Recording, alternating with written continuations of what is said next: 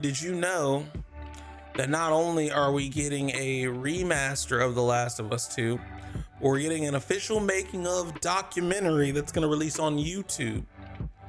Studio has announced making its arrival with Grounded 2, an official making of documentary that'll be free to watch on YouTube.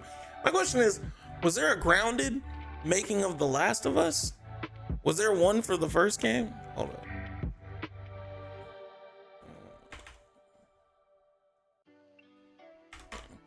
Was there one for the first game? Okay, there was back in 2014. Okay. All right, bro. It's a sequel to their documentary, The Original Last of Us, filming the newly announced follow-up. So it's just like, it's giving that, like, I understand Naughty Dog, things didn't work out for their initial online multiplayer Last of Us game they were working on, but like, you already given us the show, which, like, I enjoyed the show and a lot of people enjoyed the show. I was able to bring new people in, but then you're remastering the second game after you just had a remake of the first game, and now we're doing another documentary. I mean, listen. Hey bro, can I ask you something? Yeah, what's up, Magnum? Filming newly announced follow-up started in 2016, was abandoned when the coronavirus pandemic struck in 2020.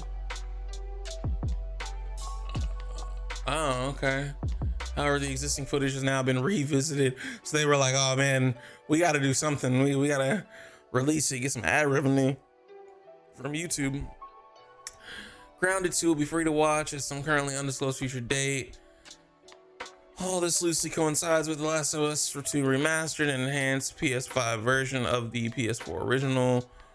New behind the scenes features, new modes, releases this Friday, January 19th. The no return mode and guitar free play mode. Yeah. Okay, that's it. I mean, cool. Great. Yeah, so more Last of Us 2 if anybody was interested in that. Let me go to answer your question. How did you get the Epic sponsorship? I hope you remember me. Yeah, Mike. I remember you, dude. And then when you said #crew, like, we met in Stage Crew. So to be perfectly honest, that one, it was one of those things where a third party reached out to me. So a lot of times, like, I mean, I'm sure it always depends. But what most people, I feel like, you don't see mention is, like, a lot of these opportunities end up, the studios outsourced to, like, talent agencies or brand agencies and PR agencies, and then those people outreach. I would love that sponsorship. I'm a huge Fortnite guy.